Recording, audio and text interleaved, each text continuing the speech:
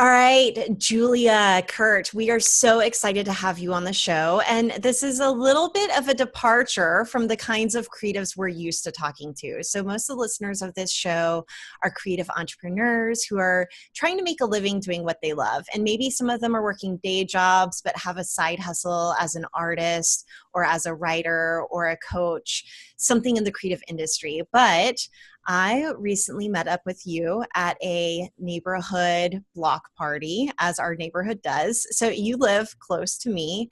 And I've always been so impressed with your entire career and what you've done for our community and for the arts in our community.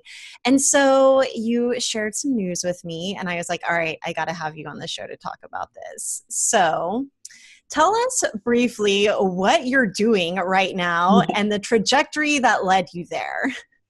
Well, so the big news is that I'm running for state senate in the Oklahoma State Senate. And this is a big departure for me. I just announced a couple months ago the election will be in 2018. I've never served in elected office. I've never run for office. So that's my big departure.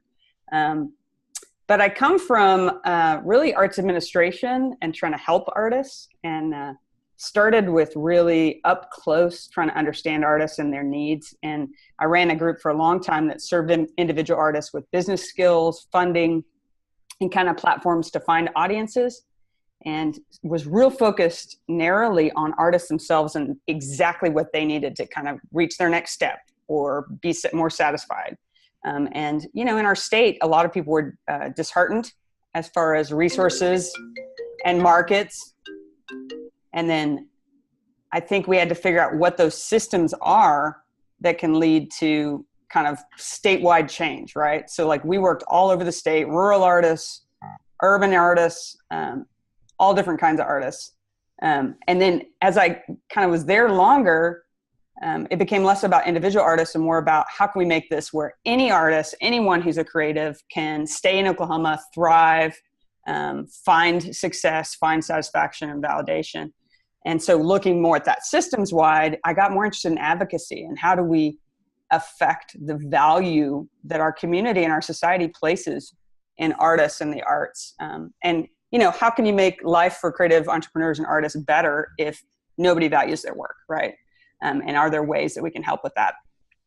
So over time, we started doing more and more advocacy related work. And then I ended up leaving that organization to run a statewide advocacy organization. So we literally are working with the state legislature and cities, trying to find ways to build up arts education, find ways to find funding to help with arts events, arts activities, artists as an industry in our community. So to really try and look at the state level, what can we do?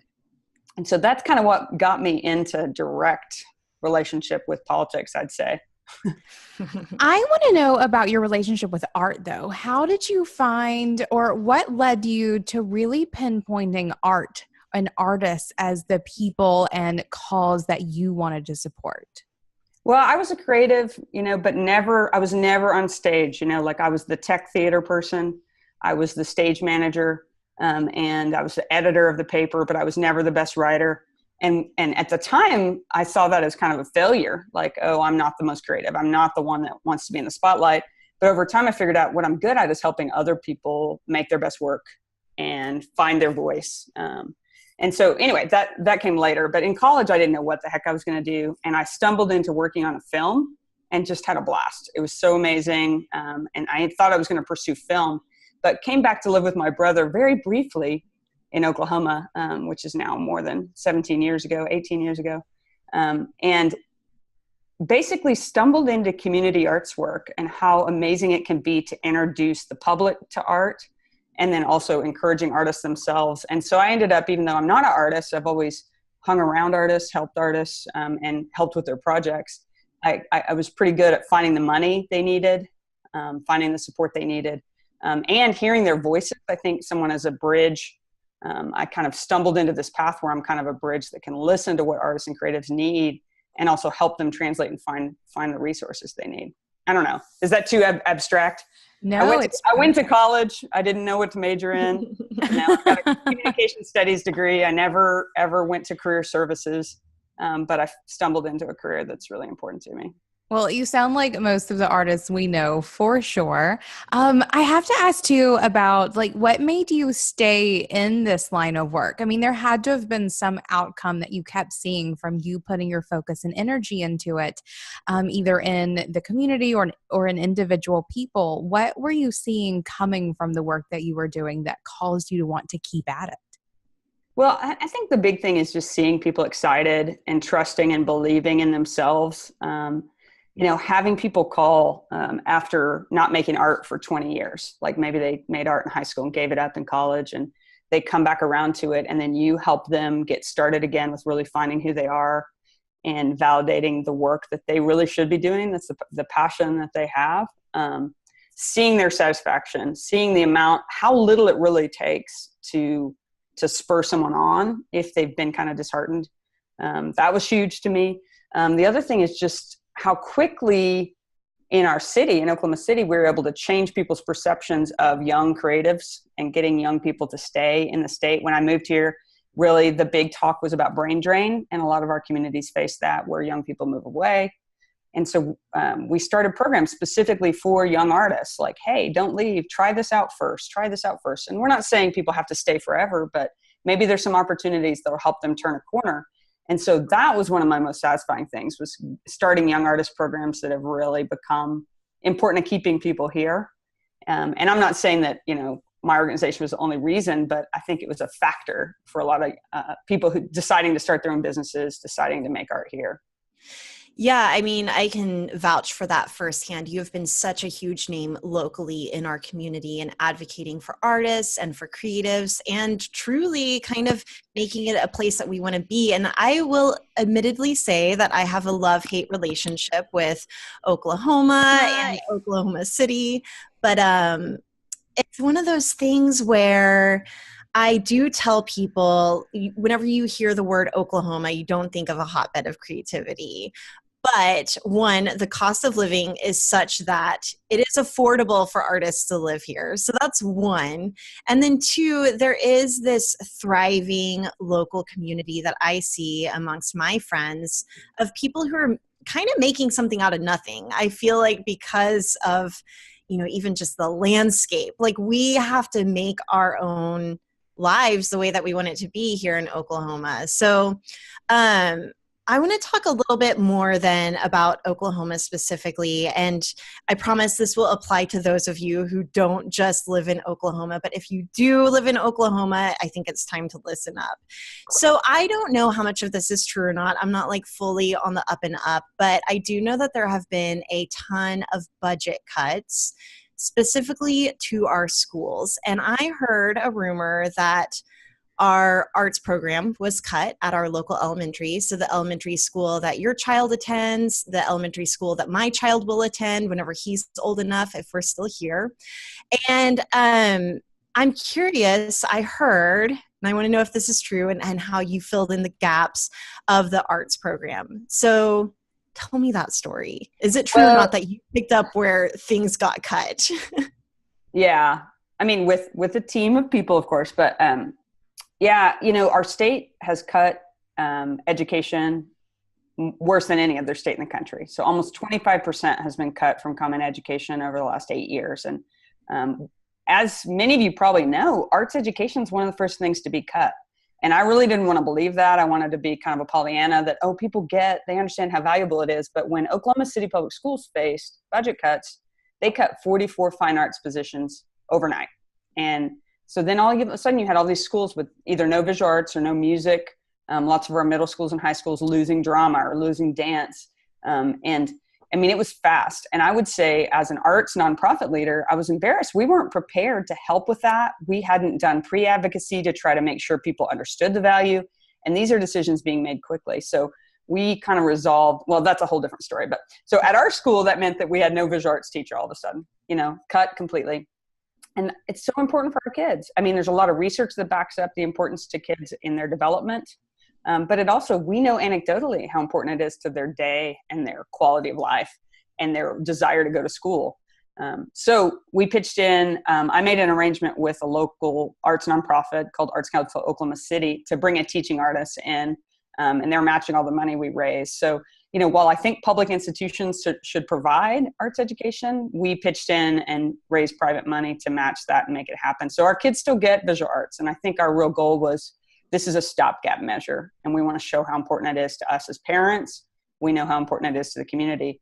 And then I also got, besides getting to help our school keep some visual arts, and we have a great, amazing teaching artist. If you've never heard of being a teaching artist, consider it, because she's a printmaker and she loves having like half days. She goes and does other projects, and has been such an asset to the school. Wait, so let's talk about that a little bit, because I think that a lot of the creatives listening to this show might be wanting to fill in where they can. So what does it take to be a teaching artist? How does someone go down that path if that's something that they want to do in their own communities?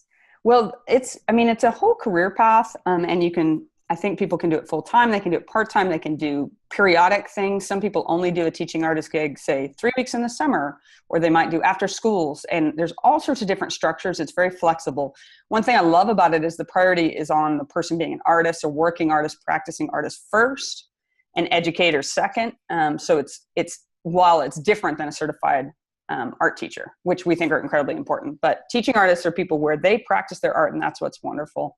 And there's all kinds of different programs. So most of them are with children, although there's also a lot of programs with seniors and people with disabilities. So I would look like at your local arts council, or look if you have a state art agency at your state level, look and see what kind of programs they have for teaching artists. And then you can start looking into it. Usually if you have some kind of degree, that will get you started. And usually they do professional development for you if you get hired to work in the schools. And they pay a reasonable wage at a lot of these places. You can choose to volunteer your time, but you also can get paid for your preparation. Yeah. I think it's so important also for kids to see that there are people who are working artists. I remember being a kid in elementary and seeing working artists come in. And if it hadn't been for that, I wouldn't have known that this was even a career trajectory that was possible, especially Absolutely. if the state doesn't support art and is cutting all the programs. Right. Yeah, I think it's made a lot of difference. And around this, like our city has dance, theater, there's all kinds of different residencies that happen with teaching artists. And one of the things we're trying to do now, because I felt kind of bad that because I'm connected to the art world, I was able to allow our school to keep arts, and can't do that for 57 elementary schools in our area, right? So I worked with local arts nonprofits, and we've created actually a partnership to connect schools that need art with community groups, so that it doesn't have to be around personal connections. So like, that's one of the things I think, if you see something that's working, you can make it a system that serves more kids and more artists, if you believe in it. Amen. I'm glad that you pointed that out too, because I keep thinking that we're really spoiled or privileged, just even to have a really tight-knit neighborhood that is going to pull in and make education what we want it to be, where, government is failing us. But where does that leave all the other kids? And so we're even hearing stories right now about air conditionings being out at schools, or some schools moving to 4-day school weeks, which is kind of insane for single working moms, or those kids who rely on free school lunches to even be fed. Now they only have 4 days instead of 5. And it really does put a strain on, underserved populations. So anyway, huge thank you for coming in and not only helping our school, but helping all the other schools in the state. Well, can I just say that, if you look at arts education across the country, you look at schools that have quality arts education, and you look at schools that don't have quality arts education, it totally aligns with equity issues. Schools that don't have adequate resources don't get to have things like arts. And so it's very aligned with schools that need resources. So I think arts education it's a right for kids within a whole education. They should get arts and creativity in their day.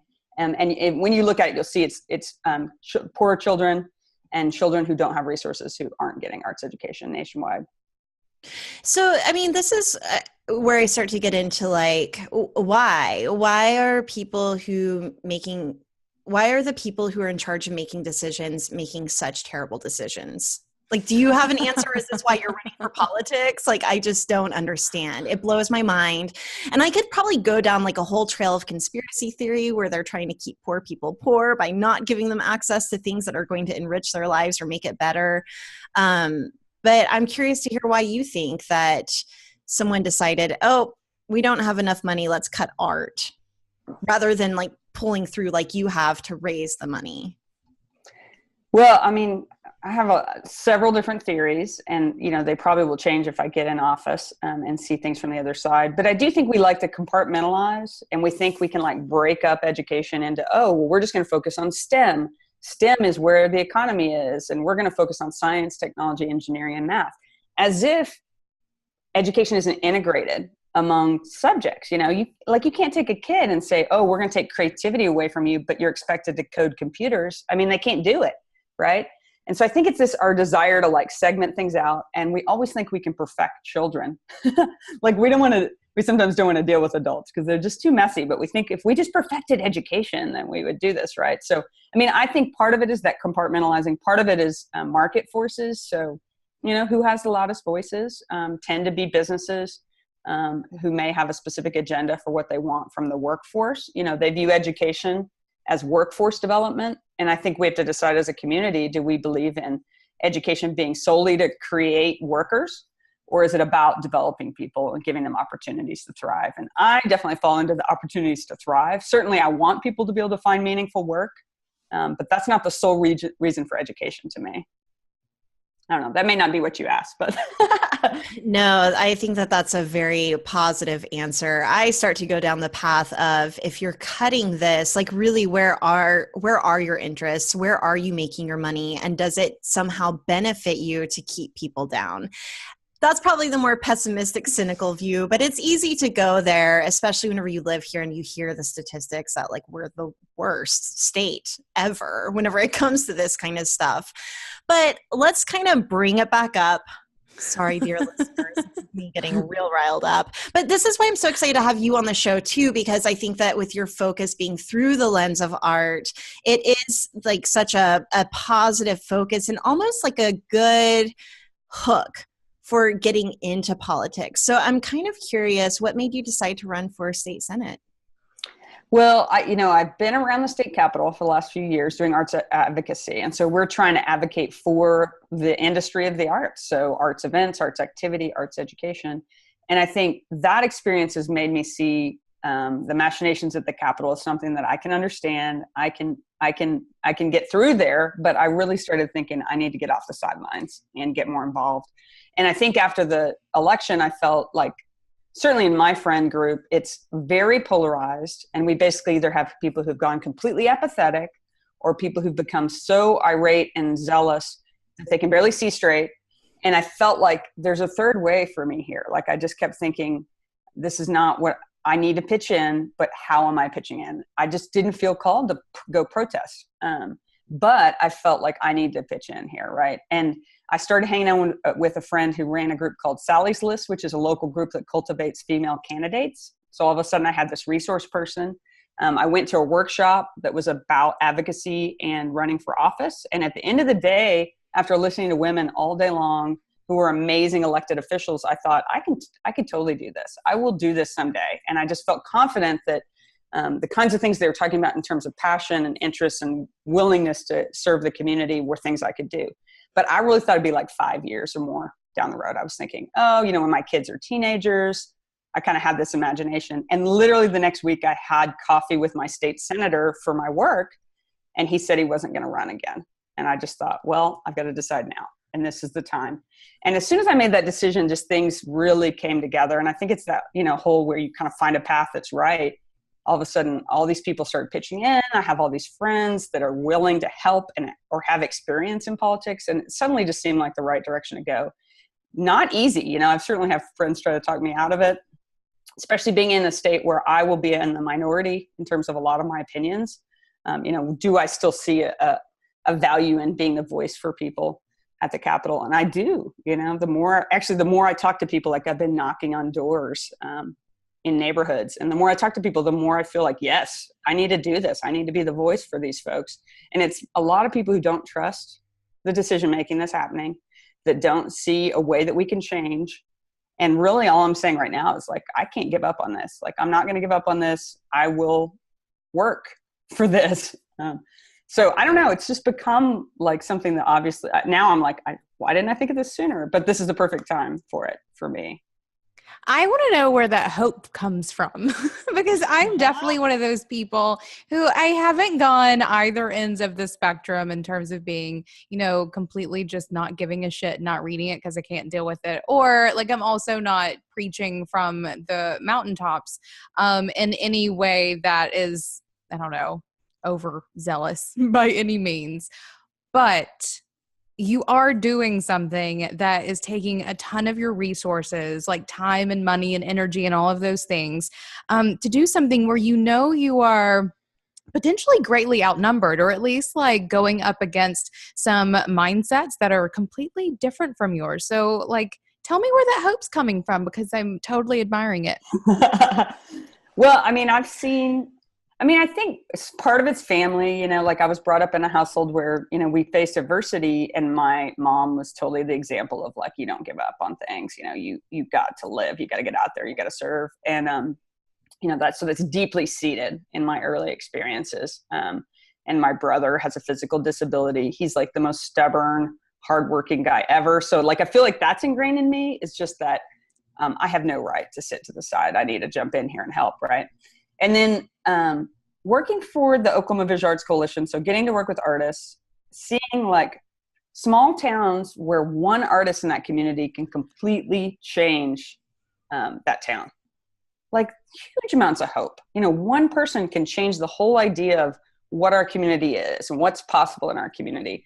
And so I've seen the ability to make that change. And then being a part of a statewide group where we grew the ranks, we had 1,000 members, we tracked 6,000 visual artists in our state, and it was growing all the time. So like, to me, that gives me hope because there's always the opportunity to build.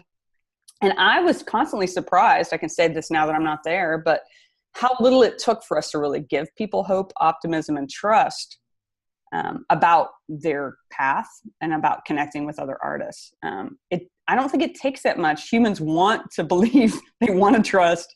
And I think that, the way I see it right now is that I feel like better communication, honesty, civil discourse, informed decision-making, even from a few people, can help us shift things. I know my experience with having a few of my representatives really be thoughtful and speak honestly helps me trust our state more. So, I just can't give up on that. Good. Don't. Don't. Oh, and like now running for office, like so many people have pitched in. So many. And I think that just keeps fueling me. It's like, okay, all these people think it's possible to make change because they're willing to pitch in too, Right. So I actually want to talk a little bit about running for office and some of the logistics behind that. So first, will you still have a full-time job doing what you do now, as well as serving on the Senate, or would that become your full-time job? Yeah, I'll leave my job. My board is supportive of me keeping my job through the campaign. But if I got to be a senator, there would be just too many conflicts of interest with actually serving. It's a part-time legislature in theory, so it's like only meets about half the year.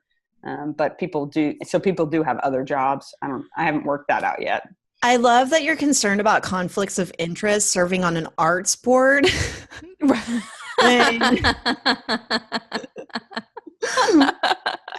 I'm sure that you can all get what I'm getting at here. We'll all just finish that sentence in our heads for you, for sure. But I love completely admirable. I love that integrity. So second, my other question is, how do you cultivate the confidence to run for office? I think that some people are even scared to even have an opinion on politics because they don't feel like they're informed enough. Even I myself, it's not like I'm reading every single bill that's being drafted, and I almost feel like I should in order to even have an opinion or say anything about anything. So how would you respond to that? And how did you cultivate the confidence to overcome maybe that kind of negative self-talk as far as like, well, I'm no expert in this, to actually make a go for it? I'm facing this one daily. I really am. I just this morning was like going through that negative self-talk of like, I don't have anything to say. I'm not somebody like, I've never been someone who like makes statements. Like that's not the way I operate. Everything's too provisional to me. I don't want to put out an essay. I want to like have a conversation. And especially the issues around Charlottesville and white supremacy, you know, I have strong opinions that that's not okay, but I don't feel like I'm the one to go make a pronouncement about it. Right. So that made me like, well, then am I meant for elected office? Because everyone expects you to be in the spotlight on this stuff. But I think I keep telling myself there's another way. I don't have to be the one pontificating to be to be valuable in this role.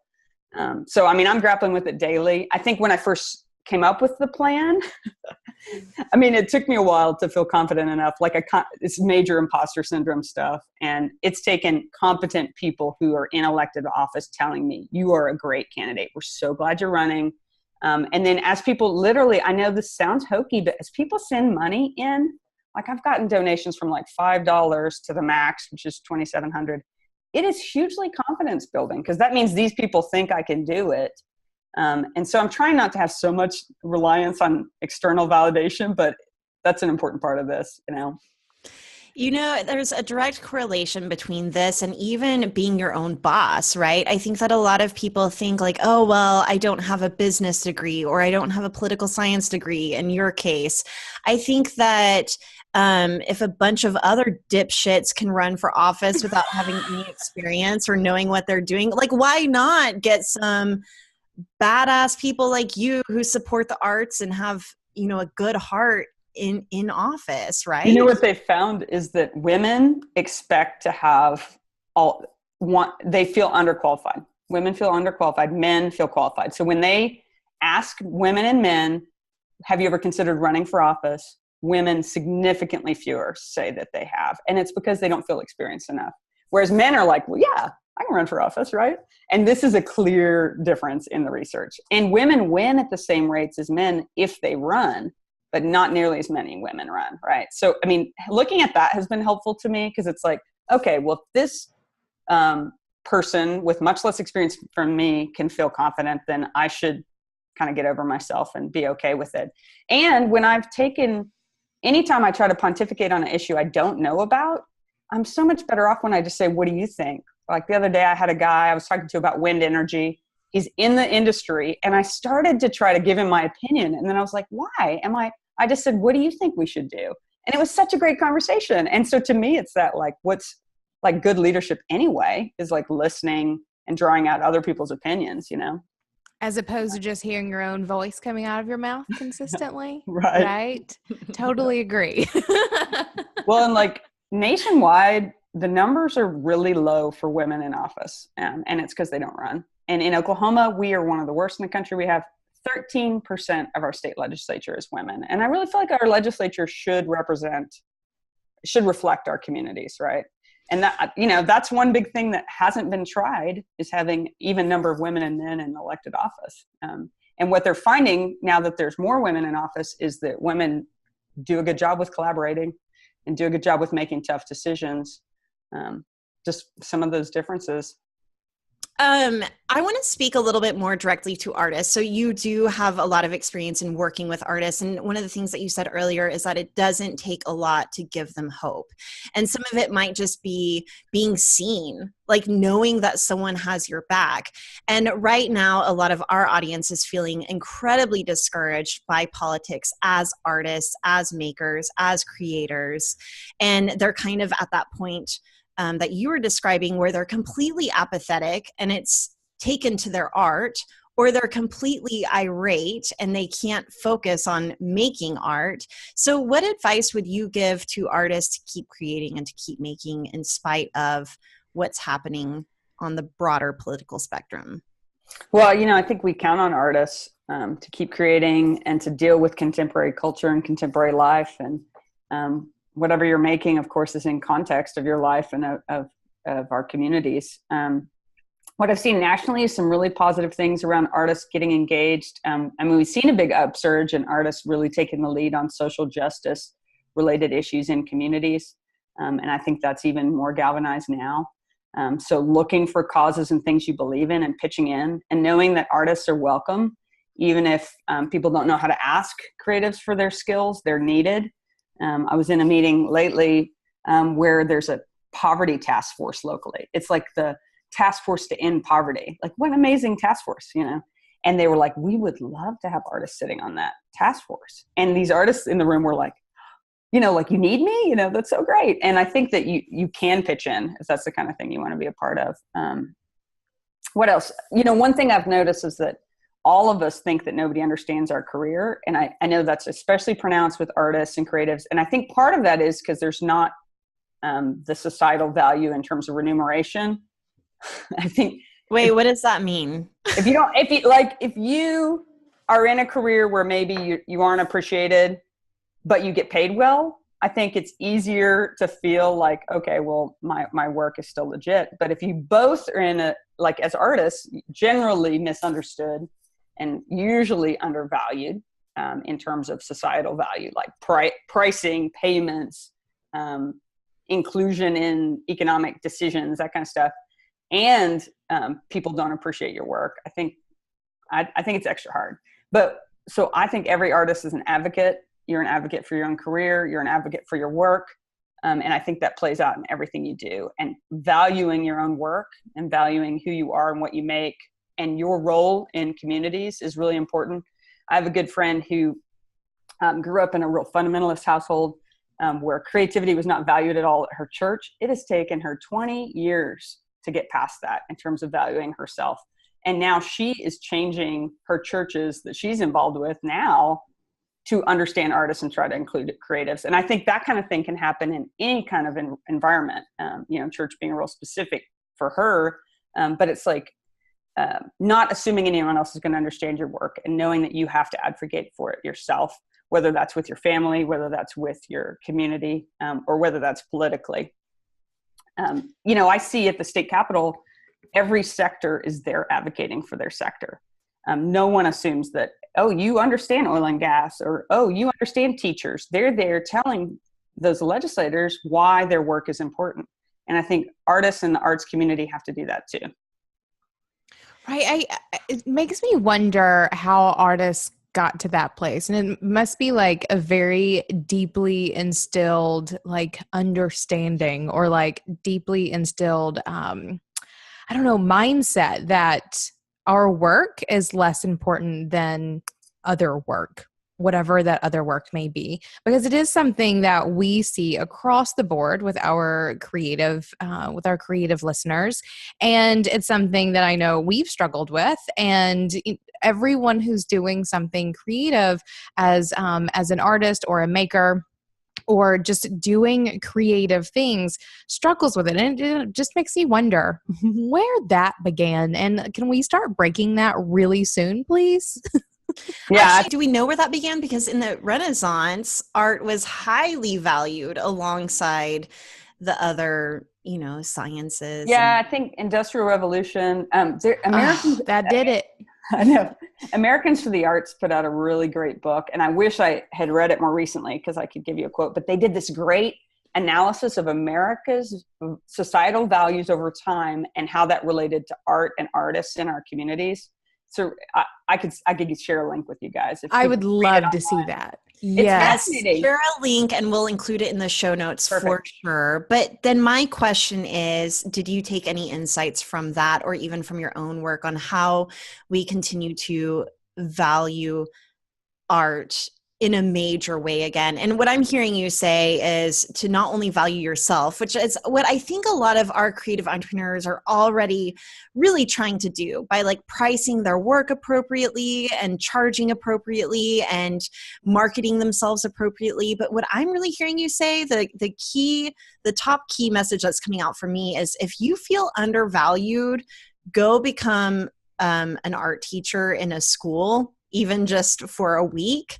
And you're going to not only start to value your role as an artist to individual children, but you're going to start to value your role as an artist within your community. So, just that idea of stop thinking about yourself and start thinking about someone else. And that's instantly going to make things feel a little bit better. Yeah, or even pitching in, like I mentioned about that poverty task force or some issue outside yourself. I think the arts I do think it's important to be connected to other artists and to other creatives.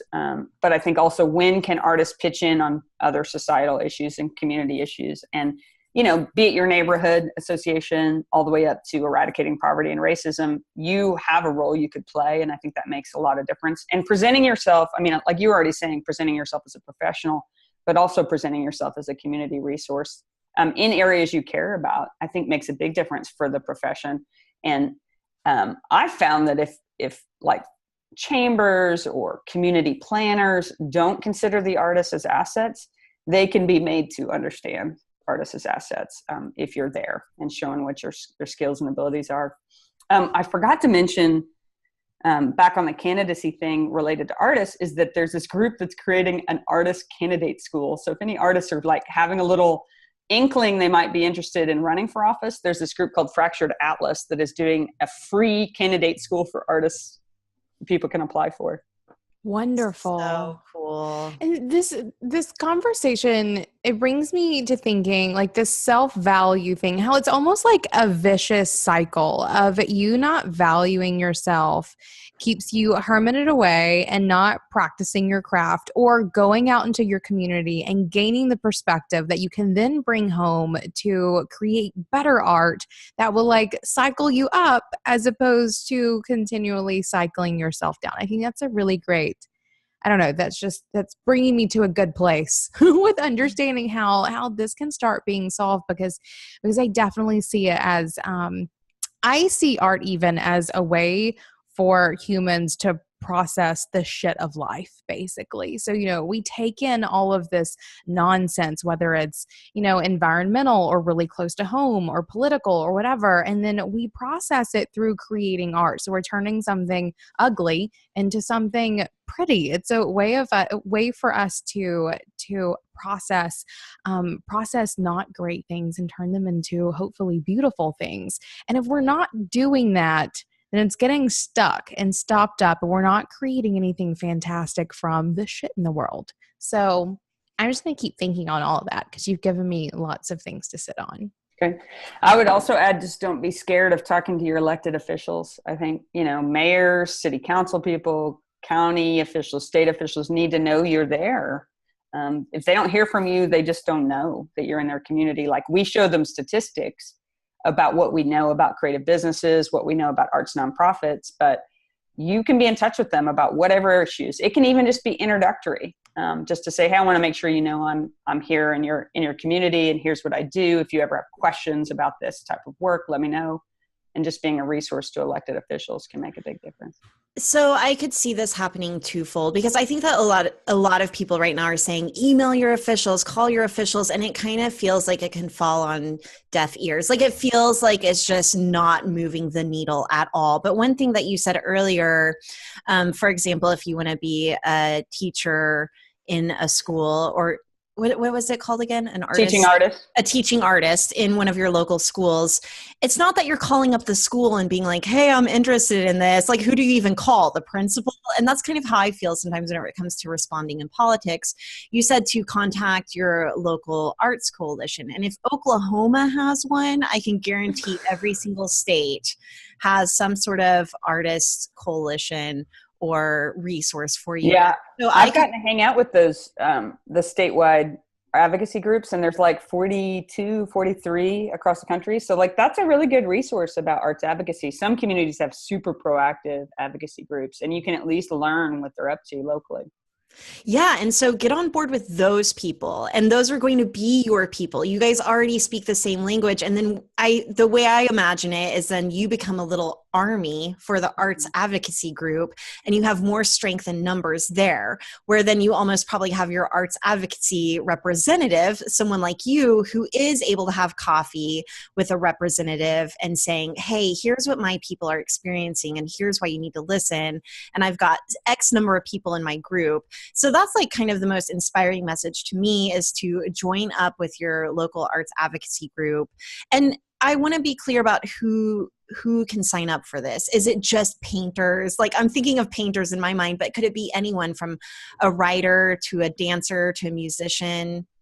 Most arts advocacy groups, it's anyone who cares about the arts. So, like I'm not an artist, but I care about arts education for my kids. I can be a part of it too. So yeah, I think most of those groups want all people who care. I would look also at the national level at the Arts Action Fund. It's an amazing national advocacy group, and that's the voice at the federal level for artists in the arts sector. All right, I want to ask you a little bit about your political platform and how much of it is fueled by art specifically, or do you have anything that you specifically want to change within the arts should you become our state senator? Arts are not in the top few issues that I'm talking about, mainly because that's not on top of mind for most voters. So that's not going to be what I'm going to lead with. I'm talking about education and quality resources for education. And to me, that includes arts ed. And I've certainly talked to people about it, but that's not what I'm publishing. And I think that's a matter of I don't want to both convince them that art is important to our communities and have to convince them to vote for me. So I sometimes feel a little weird about that, certainly all over my bio, but it's not number one. I don't want to issue a 10-point plan per se, because I feel like I need to be responsive to the needs of the community as I go. I know we need state funding for the arts, that's an important all around our state. So I would be a huge voice for that. And then I would want to include the arts in all this kind of industry and sector analysis, making sure that people, when they think about small businesses, include creatives. I think those are the two biggest things. And then education, that whole child education and higher ed. So would you say that education is really your number one point that you want to tackle? Yeah, education is number one. Yeah, adequate funding and consistent policies. Because we've had a lot of change. I think the legislature wants to meddle, and this has happened at the national level too, with what's testing and what's accountability and where does the money go.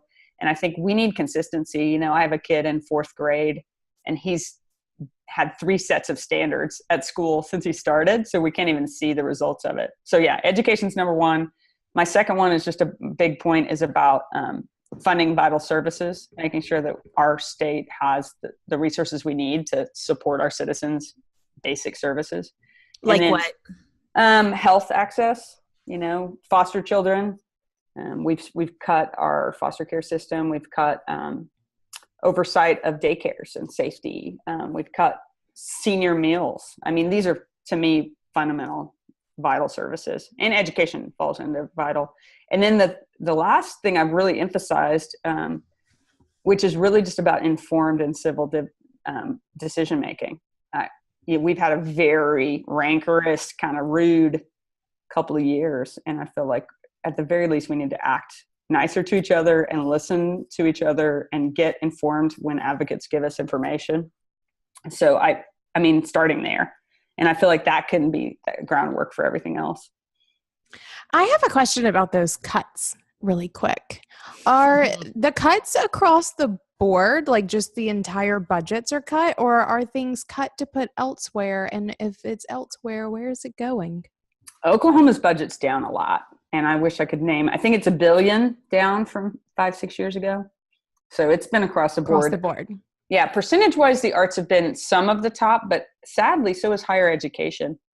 Nationally, the National Endowment for the Arts has been pretty consistent for years and has been the same as humanities and the Institute for Museum and Libraries. So at the national level, it stayed kind of consistent, but low, consistently low. Right. Okay. Gotcha. Didn't know how mad I was supposed to be getting. Yeah. Some states, you can actually look, there's a comparison. Some states have had big cuts or big increases, and it's really volatile. I think arts funding can be kind of volatile. Like in California, when they were going through their budget crisis, they cut their state arts agency down to $1 million for that huge state. So now they've been having these great increases in their arts council, but it's mainly because they cut it so small. Meanwhile, you've got communities where a county in Pennsylvania might give out as much money as the National Endowment for the Arts. So there's a lot of local communities that support the arts even better than their state or national. Well, good. And I feel like moving forward, because we can't depend on the government to supply us with all these super basic needs, that feel that it does have to become more community-based. And I don't see it as something that can be, completely solved moving forward. I think it does need to come back more local, but that means that our actions have to change to support that, whatever that may be. Well, I've seen, like a recent success to me is Kansas City has had a very proactive artist advocacy. And in their last mayor's race, they organized like candidate forums, and they gave a lot of information to those mayoral candidates, and they got promises to create a cultural plan. So like when this new mayor came in, got elected in part with the help of artists, he created a cultural plan that then, and they set up exchange programs, they set up grant funding, they set up loan funding specifically for artists. And it was all because artists had been at the table throughout the election saying what they cared about, that they ended up being at the table when plans for the future of the city were being made. Nice, because they were showing up. Right. Oh, right. And that leads me to my next question is, how can we best support candidates who are running, whose platforms we really want to get behind?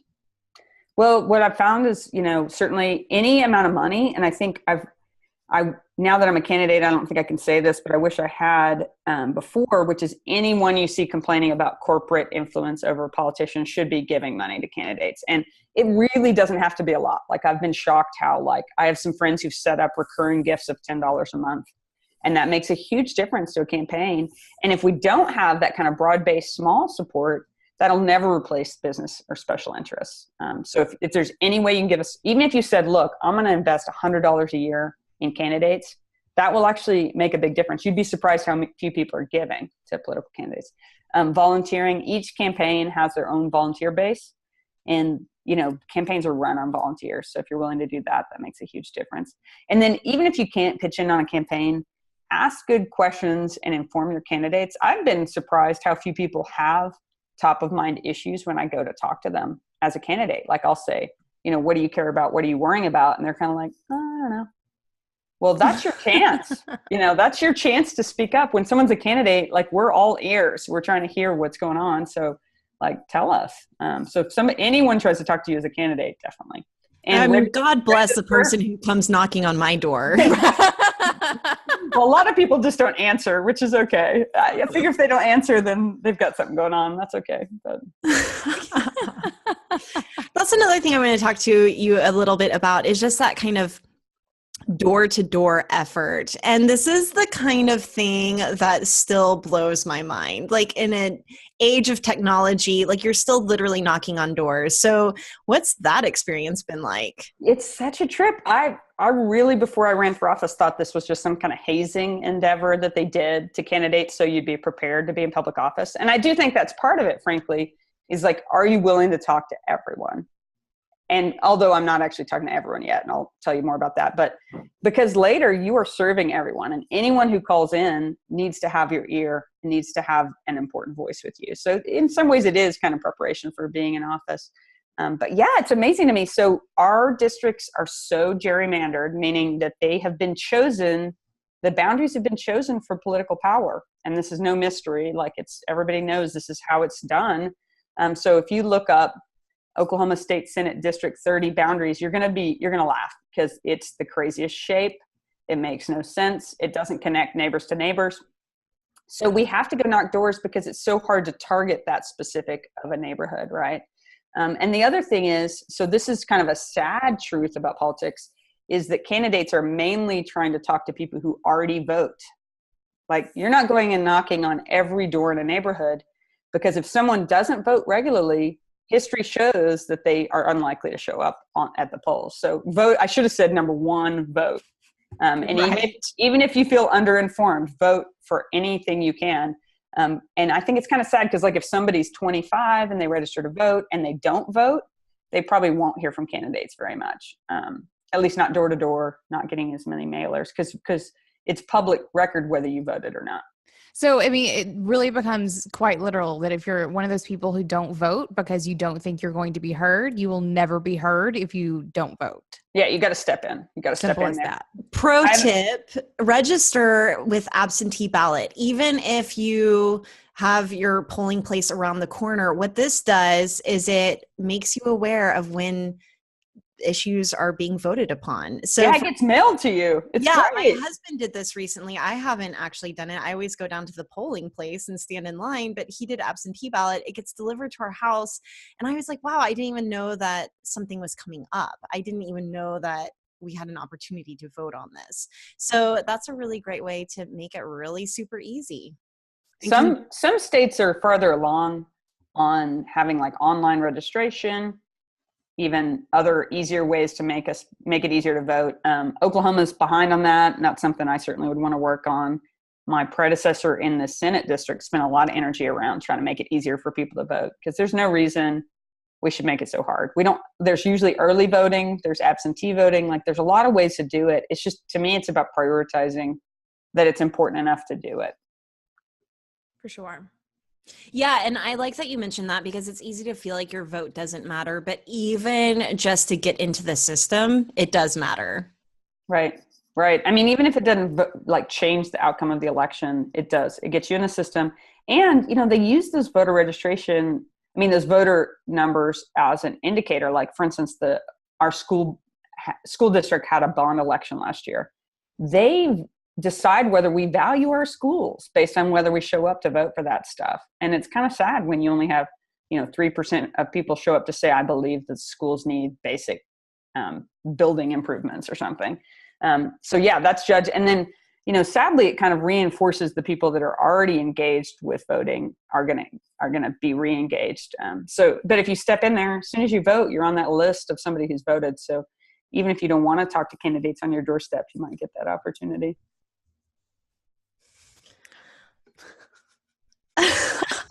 Just thinking about a local election that I'm not going to get into, but it does make me laugh.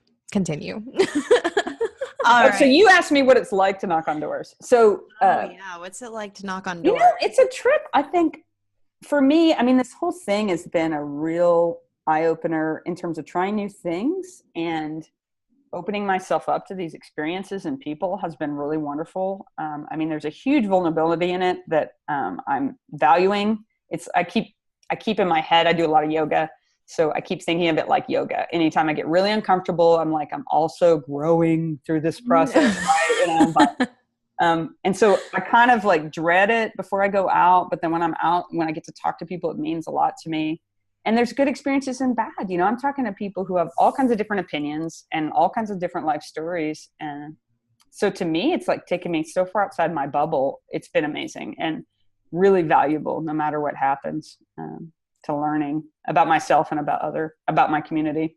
Julia, thank you so much for joining us. Where can our listeners find more about you and how to help your campaign? Well, my website's juliakirt.com, which is JuliaKirt.com. You might look also at local groups that support candidates. So like Sally's List is our one in Oklahoma that supports people who, it's not partisan, it's focused on a certain issues like education and access to healthcare. And nationally, there's a lot of groups like that are like systems for helping candidates. And then if you're an artist thinking about running for office, even just an inkling, look at that artist candidate school at Fractured Atlas. I'm kind of excited they're doing it. I think it's really great. So cool. And finally, this is a question that we ask all of our creative entrepreneurs that come on the show, but I think it applies to you as well. What makes you feel most boss? I mean, I feel like every learning opportunity is the big one. And that's might be real small little things like with my kids to these kinds of system-wide understanding the world issues. I mean, I think the opportunity to learn and the opportunity to grow. I mean, I just feel really privileged that I get to do that. Thank you so much to our team and sponsors who make Being Boss possible. Our sound engineer and web developer, Corey Winter, our editorial director and content manager, Caitlin Brain, our community manager and social media director, Sharon Lukey, and our bean counter, David Austin, with support from Braid Creative and Indie Shopography. Do the work, be boss, and we'll see you next week.